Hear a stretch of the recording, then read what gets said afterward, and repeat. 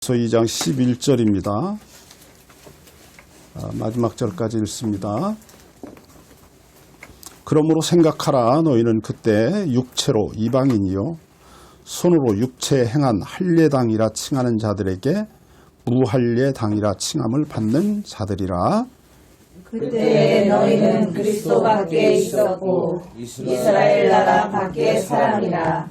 약속의 언약들에 대하여 외인이요 세상에서 소망이 없고 하나님도 없는 자이더니 이제는 전에 멀리 있던 너희가 그리스도 예수 안에서 그리스도의 피로 가까워졌느니라.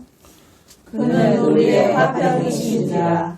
둘로 하나를 만드사 중간에 막힌 담을 허시고 원수된 것 곧 의문에 속한 계명의 율법을 자기 육체로 폐하셨으니 이는 이 둘로 자기 안에서 한 세 사람을 지어 화평하게 하시고 또 십자가로 이 둘을 한 몸으로 하나님과 화평하게 하시니라.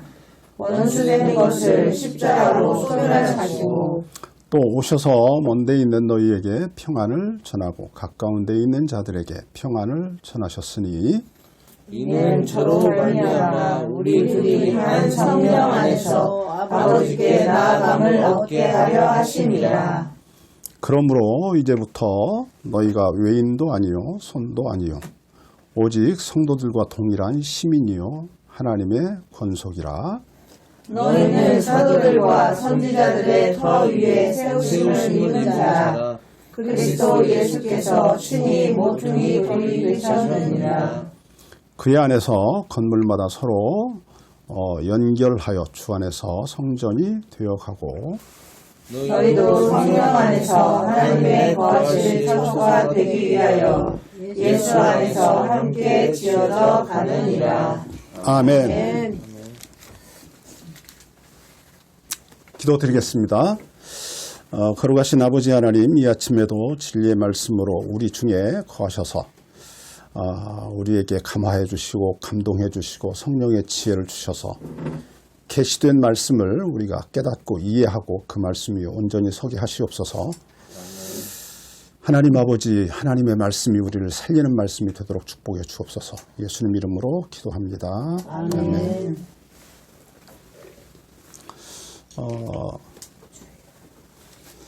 에베소서라는 책이 바울 사도께서 에베소서라는 이 편지를 쓸 때 무엇을 말하기 위해서 누구에게 왜 썼느냐라고 하는 문제를 우리가 성경을 읽을 때마다 늘 생각해 봐야 되잖아요. 그렇죠? 우리가 편지를 받았어요. 그러면 나에게 이 편지를 보낸 사람이 왜 무엇을 말하려고 무엇을 말하기 위해서 이 편지를 썼을까를 생각해야죠. 그렇죠? 누군가가 누군가에게 편지를 썼는데 그냥 아무런 생각 없이 그냥 썼다. 이런 일은 굉장히 이건 상정하기가 어렵죠. 전제하기가 어려운 거죠. 그렇죠? 그리고 이제 바울 사도도 마찬가지죠. 바울 사도께서 에베소 교회에 이 편지를 써서 보냈단 말이에요. 그렇죠? 보낼 때는 무엇을 말하기 위해서 이 편지를 썼을까를 우리가 생각해야죠. 그 첫 번째가 뭐냐면 이제 1장 제가 지난 시간에도 말씀을 드렸는데 1장 3절 보죠. 찬송하리로다 하나님 곧 우리 주 예수 그리스도의 아버지께서 그리스도 안에서 하늘에 속한 모든 신령한 복으로 우리에게 복을 주셨다. 그러니까 이제 찬송합시다라고 시작되는데 무엇을 찬송하자는 거냐면 하늘에 계신 우리 아버지 그렇잖아요. 예수 그리스도 우리 주님의 아버지 우리의 주님이신 우리의 구원자 되신 그리스도라는 말이 예수님이 성이고 그리스도가 예수님의 이름이다 이런 게 아니라고 그랬죠. 그리스도가 뭐냐면 구원자라는 뜻이라고 그랬잖아요. 그래서 로마 시대 때는 황제들이 자기들을 그리스도라고 고백하라고 그랬잖아요. 카이사르가 우리의 구원자입니다. 아셨죠? 카이사르가 로마가 그 시대에 미개한 지중해를 중심으로 해서 여러 나라가 있었는데 그 미개한 문화 속에 있던 나라들을 다 통합해서 그 미개한 문화 속에서 건져내서 선진 문화, 가장 세상에서 사람이 행복하게 살 수 있는 나라로 구원했다. 라고 로마 황제가 자기 시민들에게, 자기 나라의 국민들에게 설득했단 말이에요. 그러니까 로마 제국에 복속된 나라 백성들이 지구상에서 그 시대에 가장 복받은 사람들이에요. 이해하셨어요? 이게 무슨 말인지 이해했어요? 자, 다시 설명하겠습니다. 자, 봅시다. 1세기 로마 제국을 세운 왕들이, 로마 제국의 왕들이 무슨 생각을 했냐면, 1세기 시대의 지중해를 주변으로 해서 주변에 있는 여러 나라들이, 수십 개의 나라들이 있었겠죠. 그 나라들은 다 미개한 상태에 있었다는 거예요. 미개한 문화, 미개한 정치가들에 의해서 어떻게 되었을까요? 굉장히 불행한 삶을 살아가고 있었겠죠. 그렇죠? 그게 전제예요.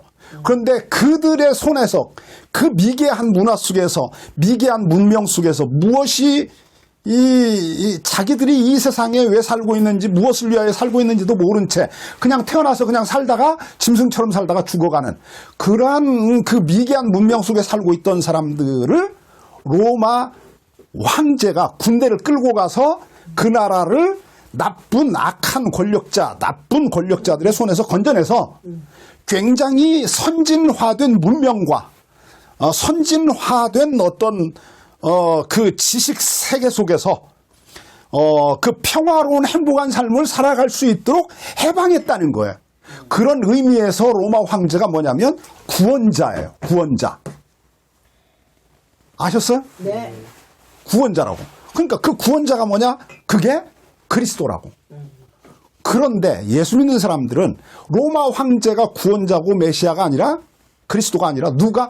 예수님이 우리의 구원자고 우리의 그리스도다라고 말했다는 거예요. 그래서 로마 황제들이 예수 믿는 사람들을 주목하기 시작했고, 저놈들 저거 로마 제국을 전복시키려고 하는 놈들 아니야?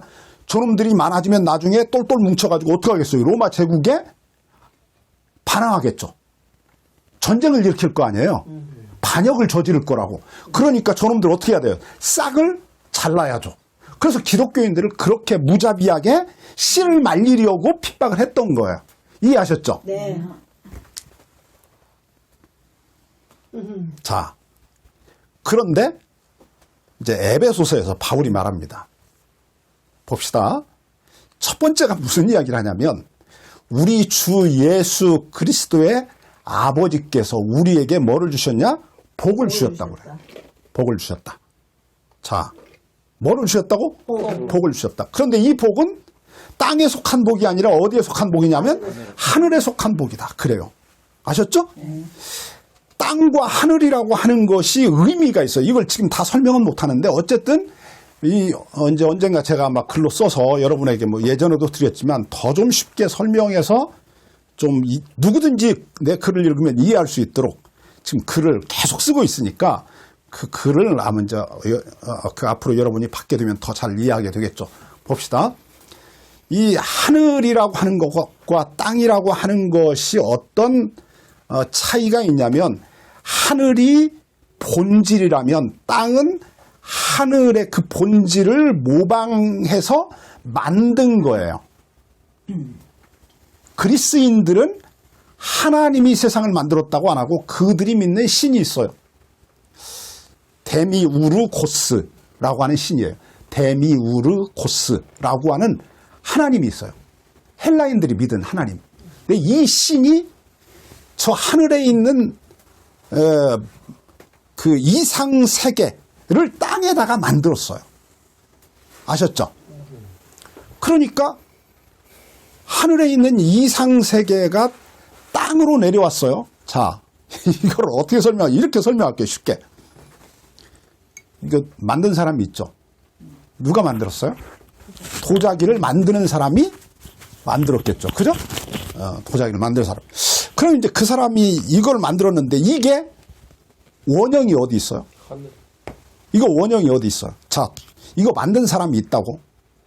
이건 지금 그 사람이 만들어 놓은 거예요. 그렇죠? 장인이 만든 거라고. 그럼 이거의 원형, 원래 컵은 어디 있는 거예요? 흙 속에. 그렇지, 아이디어지. 그게 이데아라니까. 아이디어를 영어로 표현하면, 그 헬라어로 표현하면 이데아예요, 그게. 그러니까 이게 장인의 머릿속에 있는 컵을 그 사람이 물질을 가지고 형상화해서 만들어낸 거예요. 아셨죠? 데미우르고스라고 하는 헬라의 신이 어떤 신이냐면 이런 신이야. 그러니까 성경에 나오는 이 세상을 만드신 하나님은 아무것도 없는 무로부터 이 세상을 창조해내잖아요. 근데 그 데미우르고스라고 하는 헬라의 신은 이미 존재하는 어떤 재료를 가지고 만들어. 그럼 이제 뭐를 만드냐면 자기의 데미우르고스라고 하는 그 신의 생각, 관념 속에 있는 어떤 것을 만드는 거야. 그 만들어 놓은 모든 형상화된 모든 것들이 다 이 세상이야. 그게 인간이고. 그러니까 인간도 어디 있냐면 데미우르고스라고 하는 그 신의 머릿속에 있는 거야. 내가 이런 인간을 만들어야 되겠다. 그릇을 만들듯이 인간도 만든 거야. 근데 이제 이 데미우르고스가 만들어 놓은 이 세상에는 모든 것 전부는 다 그렇게 만들었는데 인간만은 특별하게 만들어. 어떻게 만드냐면 자기 머릿속에 있는 인간의 영혼이 있어. 영혼. 그거는 물질화된 게 아니잖아. 영혼은 물질적인 게 아니잖아요. 그러니까 그 영혼을 인간 속에 집어넣었어. 그러니까 이 세상에 유일하게 변하지 않는 영원한 것이 하나 있어. 참된 것이 하나 있어. 그게 뭐냐면 인간의 영혼이야. 아시겠죠? 이게 헬라인들의 세계관이고 이 세상을 이해하는 그들의 어떤 전제가 되는 거야. 그러니까 이제 자 봅시다. 형상화된 모든 것은 그 데미우르고스라고 하는 그 신의 머릿속에서 예를 들어 이제 이 물건을 그 사람이 만들어냈다고 그래? 컵은 이제 장인이 만들었는데 장인이 평생 질그릇을 만들어. 이 질그릇 보고 뭐라고 그러지? 도자기라고 그러잖아? 도자기를 만들어. 근데 그 사람이 평생 만든 도자기가 똑같을까? 다를까? 똑같은 건 하나도 없어. 그렇죠? 그럼 이제 왜 그렇게 다른 거야?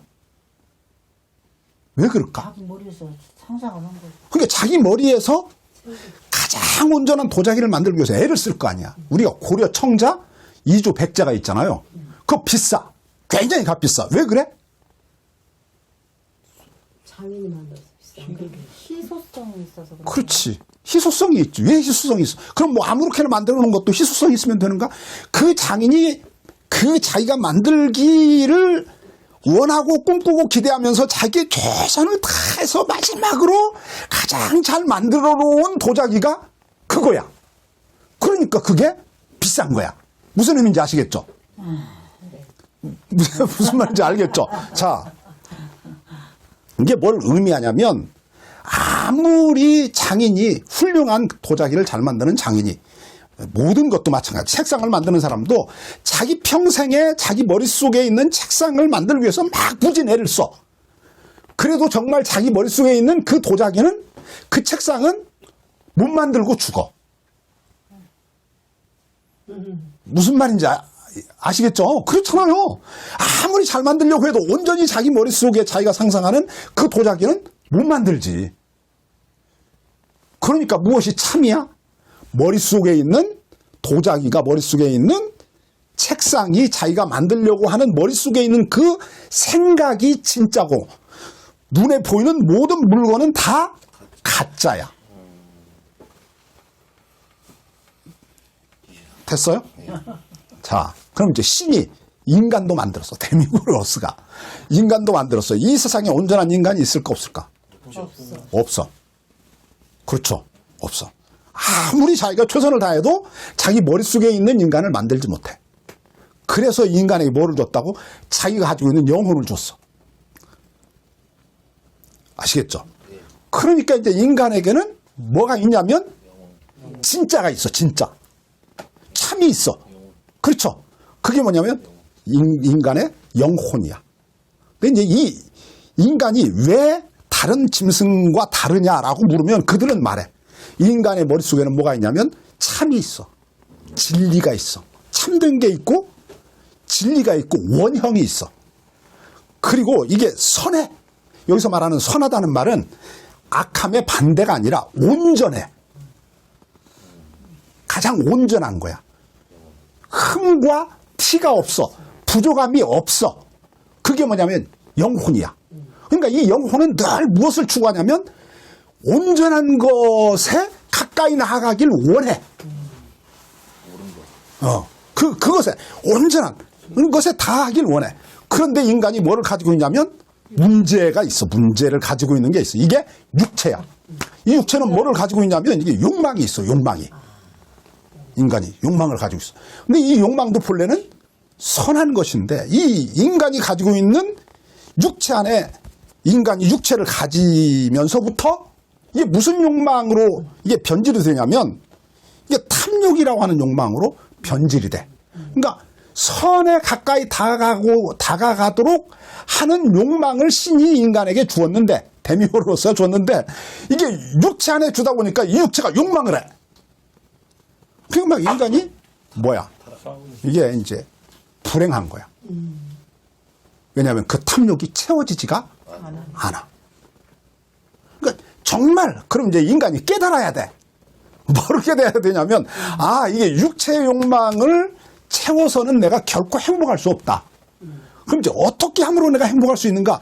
이 영혼이 갈구하는 그 선함, 온전함에 내가 다가가야 돼. 그 선함이 다른 말로 하면 신이야. 신에게 내가 다가가야 돼.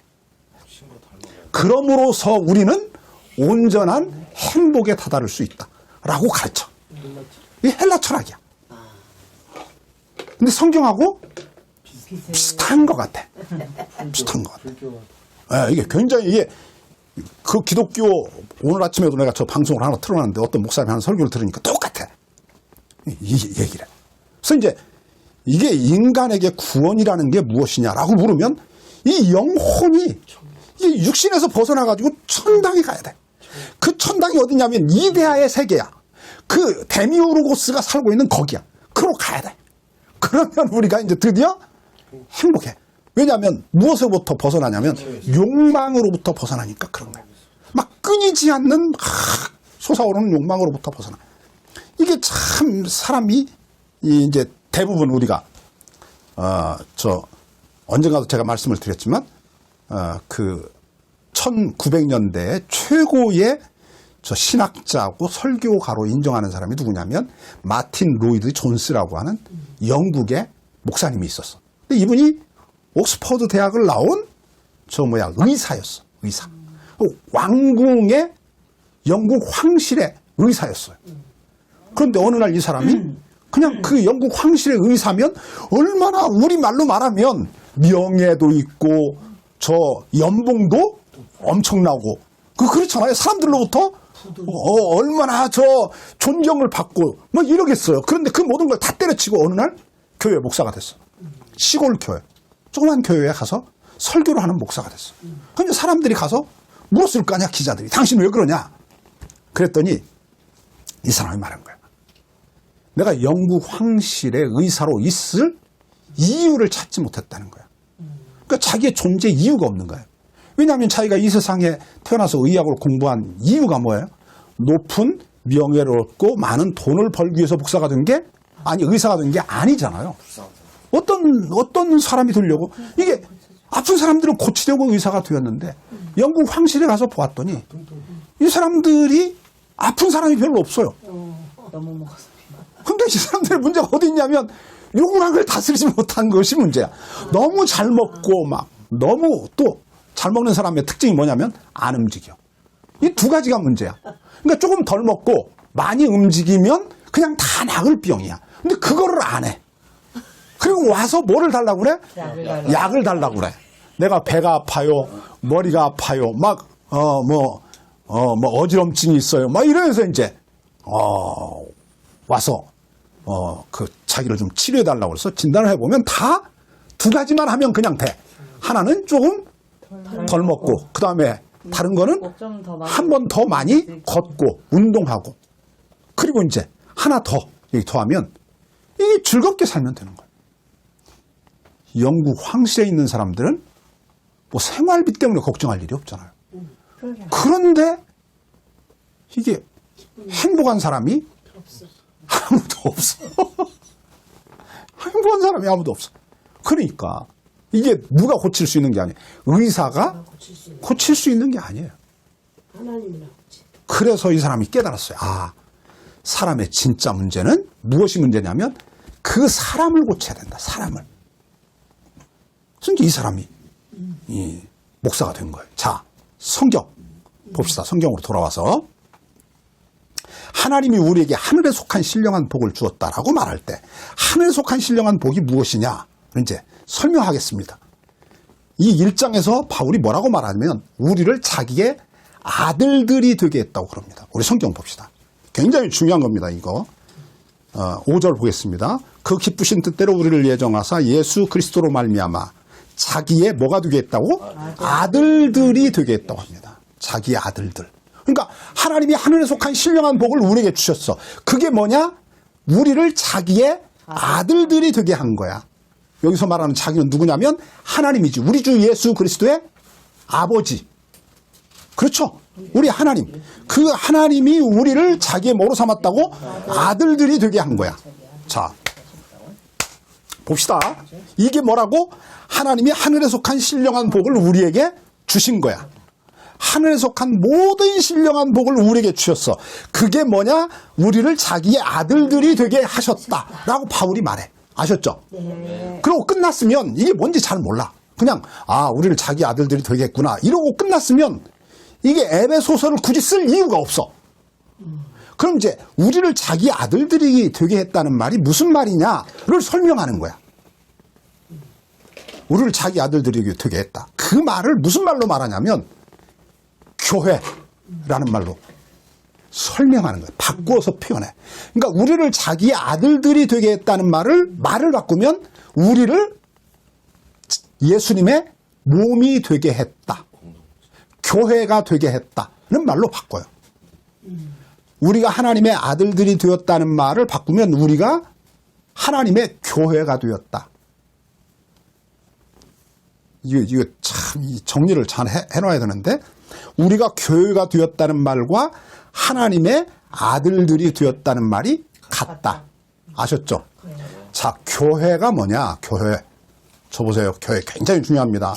우리는 교회라는 말을 그렇게 중요한 의미를 담고 있는 단어라고 생각하지 않습니다. 그렇죠?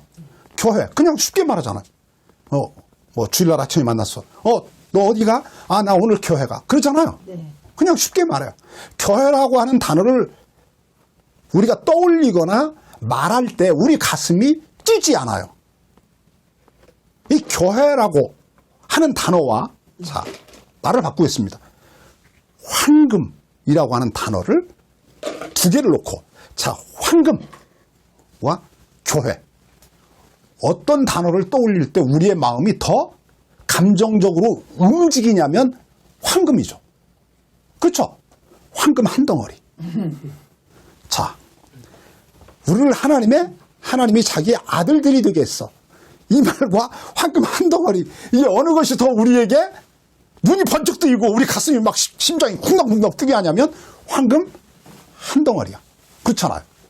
근데 이제 교회라고 하는 단어는 더군다나 하나님이 우리를 자기 아들들이 되게 했다라는 표현보다도 교회라고 하는 단어는 더 뭔가 중요하지 않은 의미가 적은 단어처럼 우리에게 이해가 돼.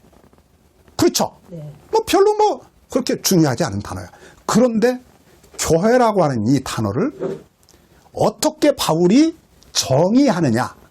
사전적으로 어떻게 교회가 무엇이다 라고 정의하는가를 이렇게 보면 이거 굉장히 놀라워. 이거 굉장히 놀라운 거야. 자, 그게 23절이야. 23절 보겠습니다. 지난 주일날 설명한 건데 지난 주일날 제가 이게 녹화된 걸 이렇게 보니까 좀 설명이 제대로 안 됐더라고요. 그래서 안 올렸는데 자, 보겠습니다. 23절. 자, 시작. 교회는 그의 몸이니 만물 안에서 만물을 충만케 하시는 자의 충만이니라. 아멘. 자, 봅시다. 교회는 이제 두 마디로 두 개의 문장으로 설명합니다. 교회는 뭐다? 그의 몸. 그는 누구냐면 그리스도죠. 그 앞에 22절에서 그리스도 말했거든. 그렇죠? 죽은 자 가운데서 하나님이 살리신 하나님의 아들 그리스도.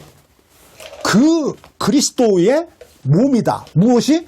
교회가. 자, 봅시다. 교회는 그리스도의 몸이다. 이 말이 무슨 의미를 갖는가? 이거부터 우선 정리하겠습니다. 자, 교회가 그리스도의 몸이라는 말은 교회가 없으면 그리스도는 불완전하다. 완전하지 않다는 의미를 말합니다. 그렇죠? 그러니까 예수님이 비록 하나님의 아들이시고 예수님이 하나님의 아들이시고 죽은 자 가운데서 부활하시고 하나님 승천하셔서 하나님 보좌 우편에 앉아 계시지만 그런데 그분이 불완전하다고 말합니다. 어떤 의미에서 그러냐면 이게 굉장히 중요합니다. 그냥 이렇게만 말하고 끝나면 굉장히 문제가 될 소지가 있습니다. 예수님은 그 자체로서는 온전하죠. 성자 하나님이신 예수님은 그 자체로 부족함이 없죠. 뭐 문제가 없잖아요. 태초부터 하나님과 함께 계셔서 하나님과 함께 모든 것을 만드신 그 하나님이신 예수님은 부족함이 없죠. 그런데 그분이 무엇과 관련해서 문제가 발생하냐면 교회라고 하는 것과 이 관계 속에서 보면 그분은 지금 불완전하다는 겁니다. 그분만으로는 불완전하다. 무슨 말인지 아시겠죠? 이것을 이제 에베소서에서 어떻게 설명을 하냐면 이제 성경 전체에서 이렇게 설명합니다. 자, 에베소서에서는 저 뒤로 가면 이제 아내와 남편의 관계를 설명합니다. 아내들이여 남편에게 순종하라. 또 남편들아 자기 아내를 사랑하되 그리스도께서 교회를 위하여 자기 몸을 주심과 같이 사랑하라. 교회는 아내는 남편과 연합하여 한 몸을 이루라고 하나님이 말씀했다. 남편이 아내의 머리고 아내는 남편의 몸이다 라고 말하죠. 이 말이 이런 의미예요. 자, 남편은 아내가 없으면 온전하지 못해요. 머리밖에 없어. 그러니까 이게 뭐야? 이게 불완전한 거지. 그렇죠?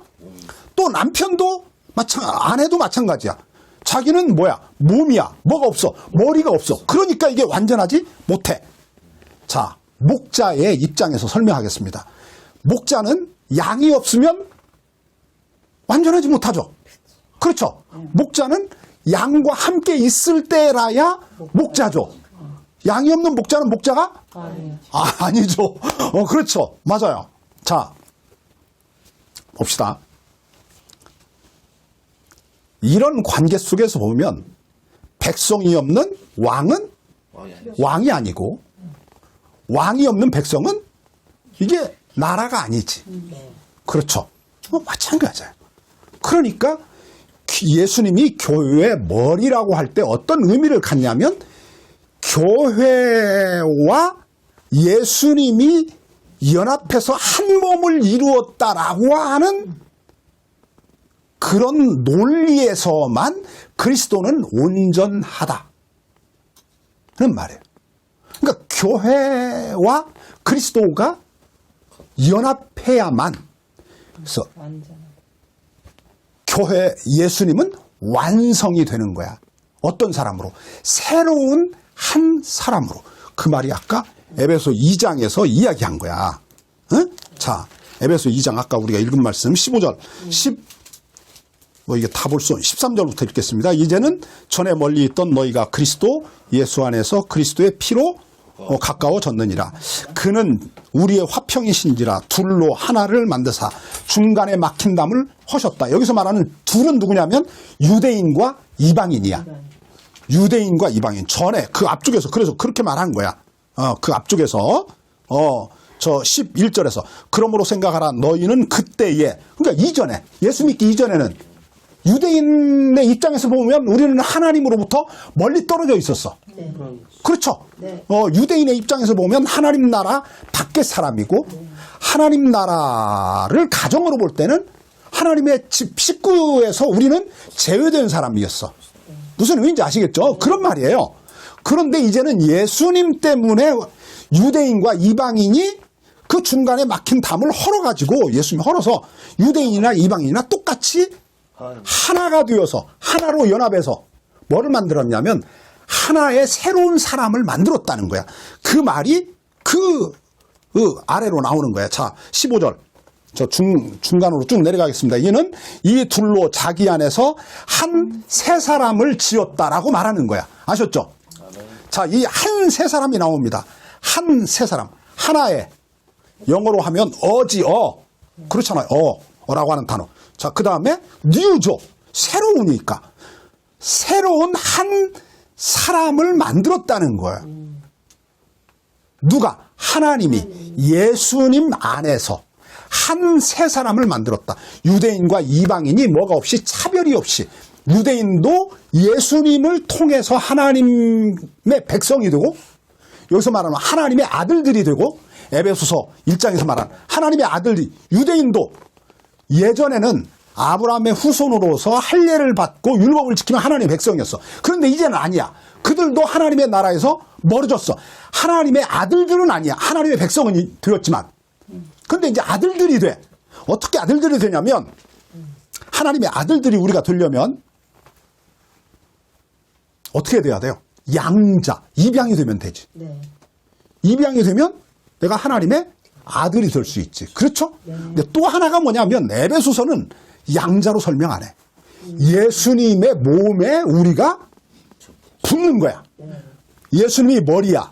그의 몸에 그의 머리에 우리가 붙는 거야. 이걸 연합이라고 그래. 어떻게 연합된다고 그랬냐면 예수를 믿고 세례를 받음으로써 연합된다라고 그랬어. 그렇죠? 자, 이제 연합이 돼. 그러면 이거는 양자로 입양된 것보다 더 가까워. 왜냐하면 예수님의 한 몸이 되는 거니까. 예수님과 한 살이 되고 한 피가 통하고 한 신경이 통하는 거야. 그렇지? 네. 아멘. 이게 무슨 말인지 굉장히 중요한 이야기야 지금. 이거 또 설명을 아마 이 다음에 이렇게 구체적으로 설명하기 쉽지 않을 텐데 오늘 이걸 이제 결론을 끝을 내야지 이제 다시 요한계시록으로 넘어가니까 자 봅시다. 그러니까 예수님을 믿고 세례를 받으면 예수님 안으로 하나님이 우리를 집어넣는다고 그랬지? 네. 그럼 이제 이방인이 예수님을 믿고 세례를 받으면 예수님 안으로 들어가. 네. 그렇지, 이게 접붙임이야. 그럼 유대인은 어떻게 되는 거냐? 그도 마찬가지야. 예수님을 믿고 세례를 받음으로써 예수님 몸 안으로 연합되는 거야.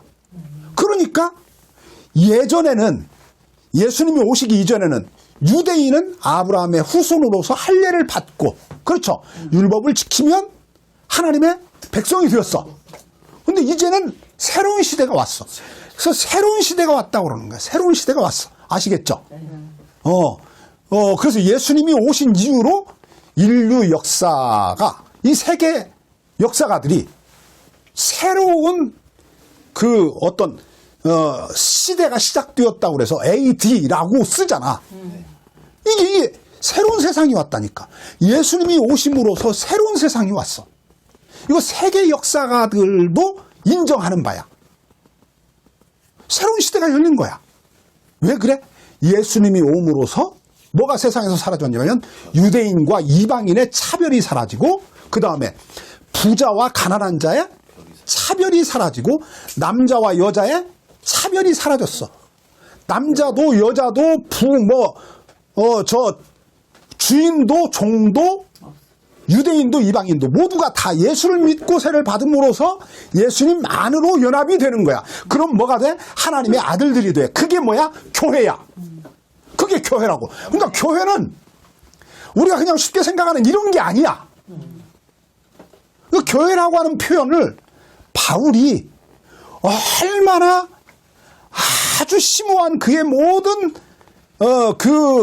기독교 복음의 진리를 다 담아가지고 우리의 구원을 설명하는 단어로 이 단어를 사용했는가를 우리가 생각해 보면 이 교회라고 하는 단어보다 더 가슴 뛰는 단어가 없어. 자, 그 다음에 자, 하나만 더 이야기해 봅시다. 이 교회가 그의 몸이다. 자, 그리스도가 교회의 머리입니다. 그리스도가 교회의 머리입니다. 교회는 그리스도의 몸입니다. 이 단어를 순서로 우리가 바꾸는 거예요. 순서를 바꿔. 자, 교회가 그리스도의 머리입니다. 이렇게 되면 어떻게 될까? 교회가 그리스도의 머리입니다. 그리스도는 교회의 몸입니다. 라고 바꾸면 어떻게 되는가? 무슨 일이 벌어질 것 같아? 그렇게 되면 안 돼? 머리가 너무 많아가지고. 안 돼. 그렇지. 그렇게 되면 어떻게 돼? 머리가 많아져. 지금 우리가 살고 있는 세상이 왜 이렇게 망가졌어? 처음에 하나님이 만드신 세상은 선하셨잖아요. 저 헬라 철학에서 저 플라톤이 말하는 저 데미우르고스가 만든 세상은 본질에서 뭔가 멀어진 세상이라고 그랬잖아. 그런데 성경이 말하는 하나님이 만드신 세상은 어떤 세상이라고 그래? 어떤 세상? 이게 하나님이 보기에 선한 세상이야. 뭔가 저 데미우르고스라고 하는 신의 머릿속에 있는 이상에서 멀어진 게 아니야. 하나님이 만드신 성경이 말하는 세상은 완전한 세상이야. 그래서 하나님 보기에 선하다고 그래. 그러니까 이게 벌써 틀려. 헬라 철학과 기독교는 굉장히 다른 거야. 자, 헬라 철학에서 말하는 인간은 데미우르고스가 만든 인간은 불완전해. 근데 하나님 뭐라고 말해? 인간을 만들어 놓고 하나님이 보시기에 심히 좋다. 이게 완전하다고 말해. 완전한 인간으로 하나님이 만드셨어. 그러니까 이게 헬라 철학과 성경이 굉장히 다른 거예요. 지금 갑자기 이걸 설명하는데 자 봅시다. 이제 이렇게 바꿔보면 아까 이제 다시 본론으로 돌아가서 아까 이야기하던 거. 만약에 교회가 그리스도의 머리라고 하면 하나님이 처음에 만들어 놨던 세상이 지금 이 엉망진창이 된 이 세상으로 이렇게 변화된 타락한 뭔가 나쁜 쪽으로 이게 변화가 일어난 이 사태가 왜 일어났냐면 아담이 자기가 하나님을 몰아내고 자기가 왕 됐잖아. 자기가 법을 만드는 법의 제정자가 되고 그리고 그 법을 집행하는 사람이 되고 이러니까 이 세상이 이렇게 돼버린 거잖아요. 그러니까 이제 만약에 교회가 그리스도의 머리입니다. 이러면 이거는 구원이 아니지. 그렇죠? 이거는 말이 안 되는 거죠. 그러니까 교회가 그리스도의 몸입니다. 그리스도가 교회의 머리입니다라고 하는 것은 이게 모든 만물이 그리스도 안에서 통일된다라는 말에 그 말과 같은 의미인 거예요. 그렇죠? 1장 10절에서 지난주에도 제가 읽었죠. 하나님이 세상을 향하여 가지고 있는 계획이 있다. 그게 뭐냐? 모든 만물이 그리스도 안에서 통일되는 거다. 그러니까 그리스도가 머리니까 우리가 그의 몸이야. 그러면 이 모든 몸은 그리스도에게 어떻게 돼? 통일된 거지. 그렇지? 머리의 지배를 받는다. 머리의 다스림을 받는다. 는 거죠. 그렇죠? 자, 그 다음에 시간이 갔지만 이거는 오늘 끝장을 내야 돼. 자, 23절, 저 하반절 또 보겠습니다. 23절 또 보겠습니다. 자, 보죠. 1장 23절. 봅니다. 교회는 그의 몸이니, 그 다음에 나오는 문장입니다. 교회는 그의 몸입니다. 자, 그리고 뭐라고 말하냐면, 만물 안에서 만물을 충만케 하시는 자의 충만입니다. 자, 보시죠. 저는 이 구절을 외워서 알고 있어요. 만물 안에서 만물을 충만하게 하는 충만입니다.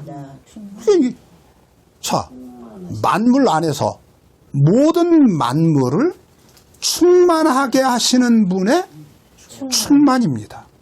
이게 무슨 말이에요? 이게 무슨 말이에요? 자, 이거 설명할 수 있는 사람. 자 봅시다. 저 보세요. 저 보세요. 제가 천천히 설명할 테니까 그리고 한번 깨달아 보세요. 자, 교회는 주님의 몸입니다. 근데 이 교회는 만물 안에서 모든 만물을 충만하게 하시는 분의 충만입니다. 이게 무슨 뜻이에요? 자, 설명할 수 있는 사람. 이거 이 말씀 읽고 이해할 수 있는 사람이 우리나라에 몇 명쯤 있을 것 같아요? 없을 것 같아요. 아무도 없죠. 무슨 말인지 잘 모르겠죠. 그렇죠? 그래. 자, 만물 안에서 지금 무엇이 주어냐면 교회입니다. 교회. 교회가 주어입니다. 교회는 자, 만물 안에서 모든 만물을 충만하게 하는 분의 충만입니다. 그러니까 이제 영어를 할 때는 이걸 영어로 우리가 공부할 때는 주어 찾고 그 다음에 뭐를 찾냐면 동사를 찾죠.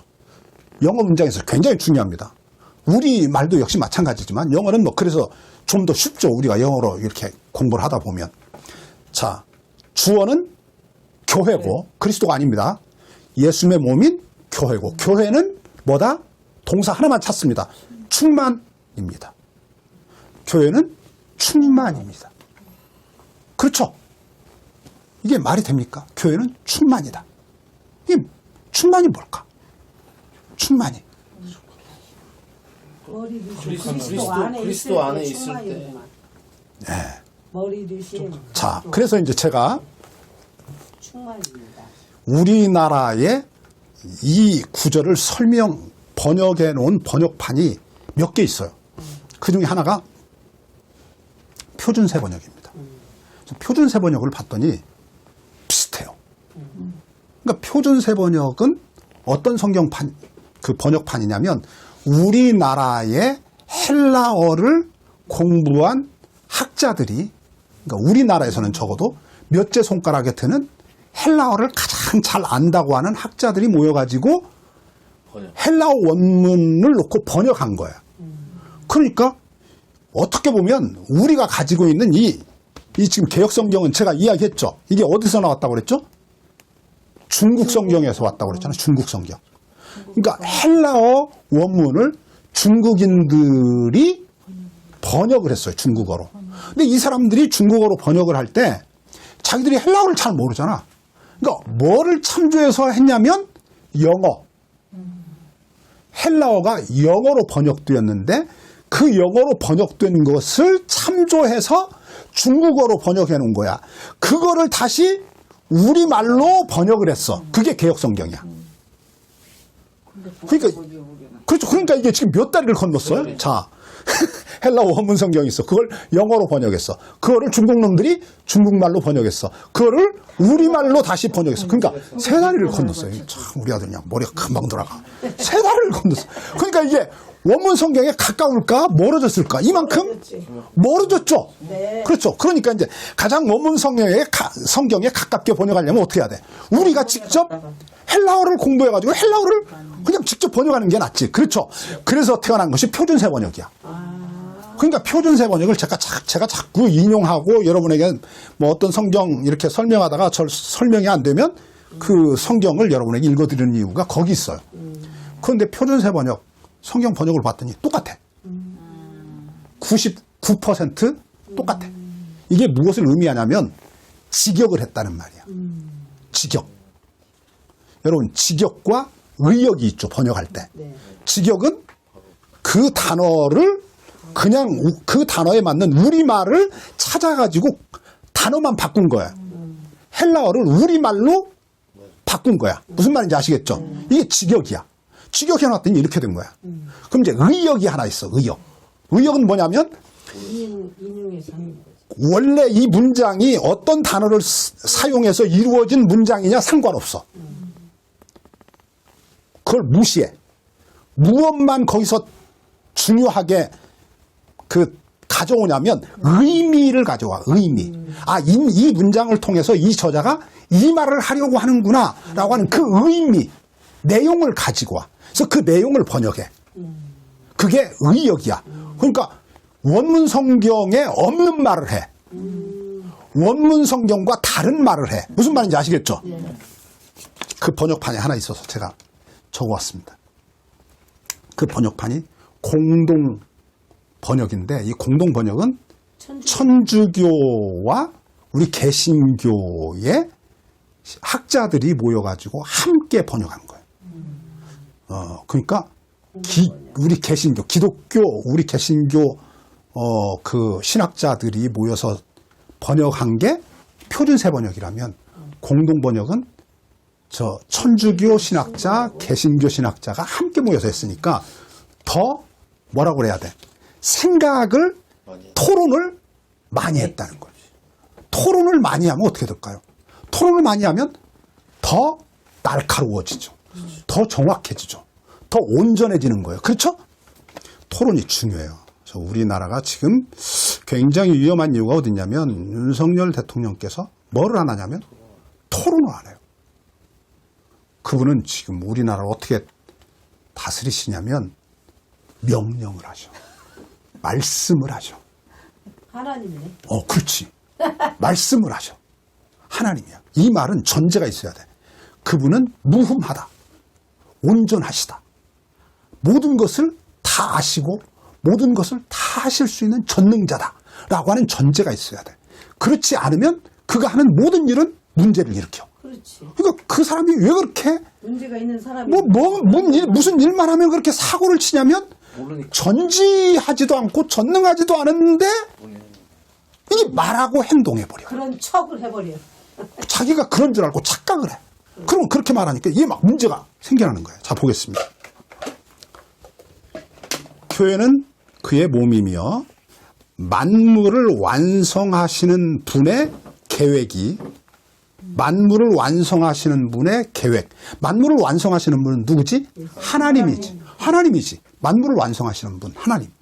저 1장 10절에서 그랬잖아. 그리스도 안에서 모든 만물을 통일하게 하려고 한다고. 그렇지? 그러니까 하나님 이야기하는 거야. 만물을 완성하시는 하나님의 계획이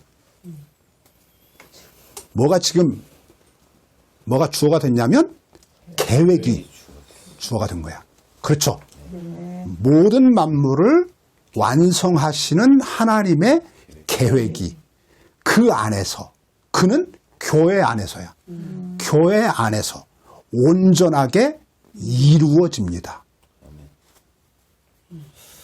자, 다시 만물을 완성하시는 분의 계획이 교회 안에서 온전히 이루어집니다. 우리 안에서. 자, 하나님이 만물을 온전하게 하려고 그래. 그렇지? 그게 구원 계획. 이 세상을 창조하신 창조 계획의 목적이야. 제가 늘 그러잖아요. 구원을 내가 예수 믿고 죽어서 천당 간다. 이렇게 보면 이건 심각한 문제가 벌어진다. 성경이 그렇게 말하고 있지 않다. 성경이 출발을 어디서 했냐면 하나님이 이 세상을 태초에 창조하셨다. 여기서 시작했으니까. 그리고 하나님이 창조하신 세상이 하나님 보시기에 심히 좋았다라고 하나님 말씀했다. 그 말은 평화로웠다. 하나님 보시기에 아주 행복했다.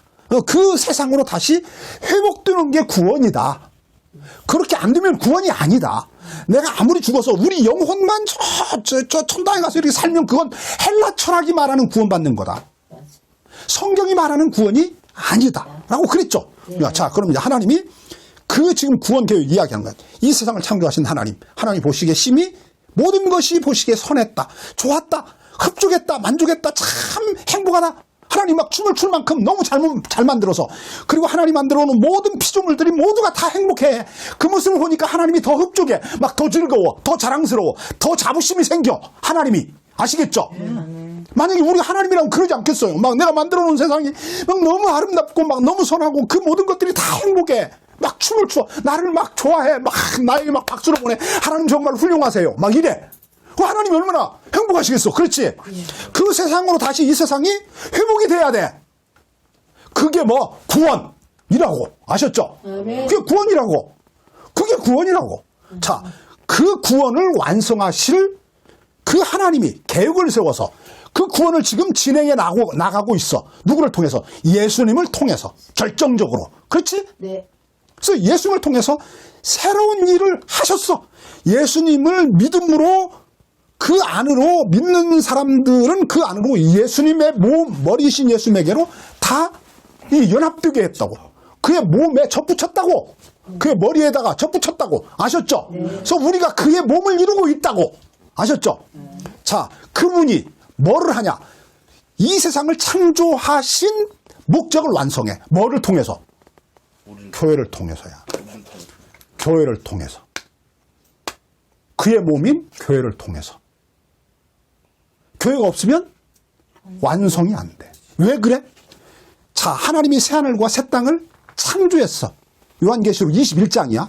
새하늘과 새 땅을 창조했어. 그리고 끝난 게 아니야. 새하늘과 새 땅을 창조했다. 이 말을 바꾸면 인간을 창조한 모든 것을 제외한 창세기 1장으로 돌아가면 6일 동안 6일째 되는 날에 인간을 지었는데 인간을 제외한 모든 것을 다 창조해 놨어. 그리고 하나님이 보기에 심히 좋다. 그리고 인간 창조 안 했어. 그것과 마찬가지야. 새하늘과 새 땅을 창조했다는 말은 그거야. 그거. 그냥 그 상태로 끝난 거야. 그러면 거기에 뭐가 부족해? 인간이 없어. 인간이. 그것을 하나님이 창조하신 세상을 하나님의 뜻대로 다스려야 할 뭐가 없어? 인간, 사람이 없다니까. 사람이. 하나님의 형상대로 지음을 받은 그 인간이 없어. 하나님을 닮은 자식으로 만들어진 인간이 없다고. 하나님의 대리 통치자가 없다고. 아시겠죠? 그러니까 새하늘과 새 땅만 창조하면 이건 하나님의 창조가 완성된 게 아니야. 아니야. 그 뭐 황금집이든지 뭐 다이아몬드 집이든 뭐 상관없어. 거기 막 토끼가 있고 막 사자가 있고 막 노루가 있고 막 온갖 하나님이 창조한 막 새들이 막 날아다니고 막 꽃이 피고 막 난리야. 그런데도 뭐가 없으면 인간이 없으면. 왜? 인간이 왜 있어야 돼? 하나님이 창조하신 그 세상을 하나님의 뜻대로 다스리는 인간이 있어야 돼. 그건 누가 다스리는 거야? 하나님이 다스리는 거야. 이게 인간이 다스리는 게 아니야. 누가 다스려? 하나님이 다스리는 거라고. 누구를 통해서? 인간을 통해서. 그 뜻이 온전히 이루어져야만 그게 뭐 하나님의 창조 목적이 완성되는 거야. 그 일을 위하여 누구를 구원하냐면 인간을 구원해. 뭐로? 예수님의 몸으로서 구원하는 거야. 그래서 이 예수님의 몸으로 구원받은 인간이 예수님과 함께 한 몸을 이루어. 이방인과 유대인이 하나가 되고 그 다음에 한 몸을 이룬 그들이 예수님의 머리에 연합이 돼. 이게 지금 여기 이야기야. 이 이야기. 오늘 아침 우리가 지난주에도 읽었던 에베소 2장 11절부터 23절에 있는 이야기가 그 얘기야. 자, 이제 이거 읽으면 끝나. 자, 보겠습니다. 15절 아까 후반절기는 둘로 자기 안에서 한 세 사람을 지어 평화하게 하시고 2장입니다. 2장 15절 이 둘로 2장 15절 저 중반입니다. 이 둘은 유대인과 이방인이라고 그랬습니다. 그들로 자기 안에서 예수님 안에서 한 세 사람을 이루어. 예수님 안에서라는 말은 예수님이 머리다 그 말이야. 아셨죠? 예수님에게 접붙여진 몸으로서 그 말입니다. 화평을 이루어. 그래서 이제 이방인과 유대인이 예전에는 싸웠어. 유대인이 막 이방인을 막 개만도 못한 놈 막 이랬어. 그렇지? 그런데 이제는 한 몸이야. 그러니까 이게 서로가 그렇지. 서로가 서로를 귀히 여겨. 우리가 이 손이 우리의 몸을 귀히 여기잖아. 그렇죠? 네. 우리의 눈이 만약에 없으면 어떻게 돼? 우리가 만약에 눈이 없다고 생각하면 이 몸이 어떻게 될까? 이게 언제 이 몸이 언제 어떻게 부서질지 모르지. 어떤 돌멩이에 부딪힐지 자기 벽에 앞에 뭐가 있는지를 모르니까 가서 부딪혀가지고 어떻게 될지 모르잖아. 이게 뭐 우리의 행동이 굉장히 제약이 돼. 그냥 두려워서 두려움의 세상이 되는 거야. 다 이 손으로 더듬어 봐야 되잖아. 얼마나 불편해. 그러니까 우리의 몸의 지체들이 다 우리 몸을 사랑해. 그렇잖아. 그러니까 이게 이방인도 유대인도 우리도 모두가 다 서로를 사랑해. 귀히 여겨. 얼마나 존귀한지 몰라. 얼마나 소중한지 몰라. 네가 곧 나의 모든 것이야. 네가 없으면 내가 안 돼. 내가 없으면 너도 안 돼. 이게 교회야. 이게 교회. 그 교회로 우리를 하나님이 부르셨다고. 예배당 다니다가 죽어서 천당 간다. 이거 아니라니까. 그거 아니라니까. 뭐냐면 지금 예수를 믿음으로 지금 이 몸에 연합되는 거야. 이게 뭐 구원이야. 구원 받은 사람은 그래서 누구를 귀히 여기냐면 서로를 귀히 여겨. 이게 주님의 교회 몸이야. 몸을 소중히 여기는 건 누구를 소중히 여기는 거냐면 우리의 머리를 소중히 여기는 것이고 이것은 곧 우리를 구원하신 하나님을 존귀히 여기는 거야. 그분을 찬양하는 거야. 그래서 신앙생활이라고 하는 것이 주일날 아침 되면 성경책 끼고 예배당 나가서 그냥 예배 드리고 안녕하셨어요 이러고 오고 이런 게 아니야. 지금 여기서 뭐를 해야 되냐. 그 주님의 몸을 더 건강하게 하면서 뭐를 해야 돼? 싸워야 돼. 무엇과? 저 전신갑주를 입고 악한 한 것과 싸워야지. 대적과 싸워야 돼. 그거 설명하려면 시간이 지나. 다음 시간에 계속 설명하겠습니다. 예. 어쨌든 오늘 교회가 무엇인가를 설명했습니다. 교회보다 바울 사도에게 그의 기독교 복음의 진수를 담은 단어가 존재가 어떤 것이 없었다. 그것은 하나님이 거하실 처소라고 나중에 성전이라고 그러는 거예요. 우리가 모여서 이룬 몸이 공동체가 하나님이 거하시는 성전이다 그러는 거야. 성전으로 지금 지어져가. 그래서 교회는 정적인 지금 완성된 게 아니야. 정적인 어떤 것이 아니야. 교회는 계속 동적인 거야. 계속 성장해 나가고 계속 자라가고 계속 더 커져가고 더 건강해져 가는 동적인 존재야. 아시겠죠? 이 설명이 어떻게 제대로 됐는지는 내가 잘 모르겠어. 내 지혜로는 하여튼 설명할 수 있는 대로 설명했어. 그래서 교회는 다 어떤 단어로 이렇게 딱 설명할 수 있는 그런 게 아니야. 그래서 바울이 이렇게 말한 거야. 모든 만물 안에서 모든 만물을 충만하게 하는 분의 충만함입니다. 이게 자기도 이 말을 하면서 이 말을 이해할 수 있는 사람이 몇 사람이나 될까를 아마 굉장히 고민하면서 이게 쓴 말일 거야. 그럼에도 이 표현을 쓴 것은 이 표현밖에는 교회의 위대함과 영광과 존귀와 교회의 뛰어남과 훌륭함을 설명할 말이 없어. 그래서 어쩔 수 없이 이 말을 썼어. 교회가 얼마나 더 존귀한 영광스러운 고귀한 정말 훌륭한 그 무엇과도 비교할 수 없이 아름다운 주님의 신부인지 아냐. 이런 이야기를 하는 거야. 기도하겠습니다.